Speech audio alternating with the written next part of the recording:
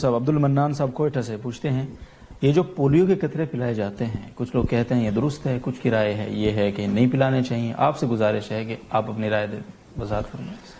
اصل میں جو پولیو کے قطرے ہیں نا، یہ تو مفتیوں کی فیلڈ نہیں ہے نا، یہ تو ڈاکٹروں کی فیلڈ ہے. کیا کھانا ہے کیا پینا ہے ٹھیک ہے، تو یہ ڈاکٹروں سے پوچھنے کی چیز ہے. یہاں کسی دن آپ ڈاکٹروں کو یا حکیموں کو لا کے بٹھائیں تو پھر ان سے سوال کریں. ٹھیک ہے جی.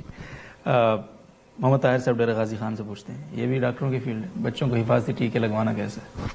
تو وہ بھی یہی ہے، بچوں کو حفاظتی ٹیکے لگوانا بھی. البتہ اس میں جہاں تک شریعت کی بات ہے وہ اتنی ہے کہ حد سے زیادہ کسی بھی چیز میں غلو کرنا درست نہیں ہے. اگر آپ ڈاکٹر مشورہ دیتے ہیں کہ حفاظتی ٹیکے لگوا لیں اور آپ کو اعتماد ہے ڈاکٹروں کی باتوں پر، آپ لگوا لیں. لیکن جو نہیں لگا رہا تو اس کو برا نہ سمجھیں. بعض دفعہ ایسے ہوتا ہے کہ کسی ڈاکٹر کو بتایا جائے کہ میں نے ٹیکے نہیں لگوائے تو ڈاکٹر ایک دم پاگل ہو جاتے ہیں اور ایسا غضبناک ہو جاتے ہیں جیسے پتہ نہیں. تو اتنا یہ بھی وہمی ہونے کی دلیل ہے. اللہ تعالیٰ نے انسان کو پیدا کیا ہے تو بیماریاں بھی ہیں، شفا بھی ہیں.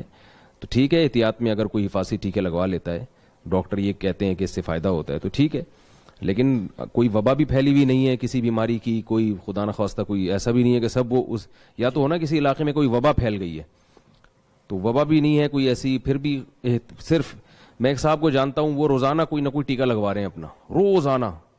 پتہ نہیں ایسی ایسی بیماریاں جن کا پاکستان میں وجود بھی نہیں ہے اس کی بھی حفاظت کا ٹیکہ لگوا رہے ہیں. تو وہمی نہیں بننا چاہیے. یہ پھر اللہ پہ توکل اور اعتماد کے خلاف ہے. لگوا لے ٹھیک ہے، نہیں لگوائے تو کوئی گناہ نہیں ہے، کوئی مکروہ یا ناپسندیدہ بھی نہیں ہے.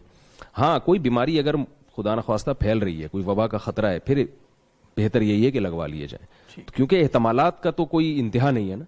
احتمال تو یہ بھی ہے کہ کوئی خدا نخواستہ ٹرک کے نیچے بھی آ کے مر سکتا ہے. آپ سارے ٹیکے لگوا دیں تو اب کیا سڑک پہ ہی نہیں نکلے گا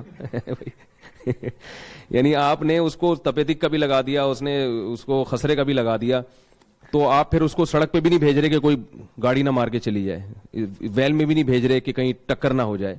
تو وہم نہیں ہونا چاہیے. نبی صلی اللہ علیہ وسلم نے اسباب میں اعتدال کا حکم دیا ہے.